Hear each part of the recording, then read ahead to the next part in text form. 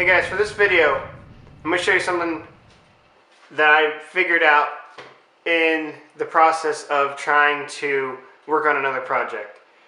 So what I was trying to do is find a external water pump that I can do a direct line into and a direct line out of, so that I don't have to have a massive submersible pump in there. And I really couldn't find one that was at the level of flow that I needed. So what I'm going to show you is how you can modify a submersible pump to have a direct line in and a direct line out. So what I got was the SUNSUN Submersible Pump. It was about $4.55 on eBay. The model number is HJ111. And here's the size of the pump. It's really small. It's rated at pumping out 53 gallons per hour. Now in the kit you also got two adapters for adjusting what type of hose you use and the flow. Also with this is an adjustable pump, so you can adjust how much you want it to actually be able to suck in and push out. So in order to modify this, you need a couple things. All you really need is a 5/16 outer diameter hose, which I have here. I got this at Home Depot. I believe it was like $2 for a 10-foot roll.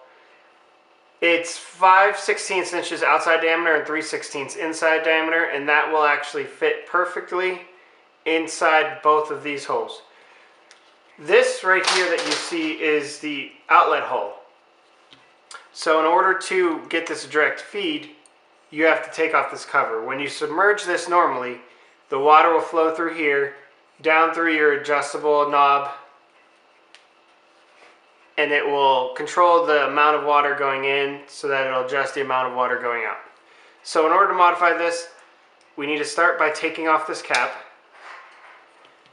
And as you can see right here, there's your adjustable turn knob, the flows, and on the back it's just a cover that slowly covers up the hole and allows less water into it. As you turn it, it covers more of the hole. So right here, this is the main portion of the pump. You have a cover here, but you have a hole going straight through to your pump. Let me take this off and you'll be able to see. You got your fins here.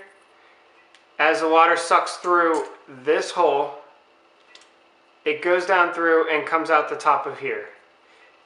This goes straight down through. There's nothing impeding it.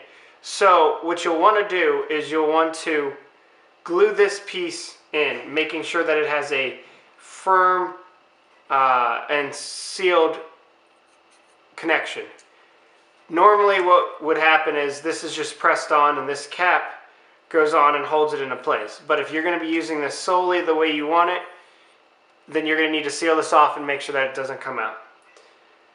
Followed up with that, you're going to use your hose, and it will fit right here inside this hole. Nice. You don't want to push it too far in, just push it down and then back it off a little bit, and then you can use some glue to actually seal this in here and run this line to whatever you want to get a direct line into the pump instead of having to submerge the whole pump. Using a small line like this is a whole lot easier in a project versus having to find a spot to hide this entire pump. Now, you can also modify it if you want to put this cover back on to make it look a little bit more appealing. The adjustable knob, you could just press out. It's a little bit difficult, but you can press it out and it'll push this back on, and your hose will still go right through it. You'll have a little bit of a gap, but it is a little bit more appealing on the eyes.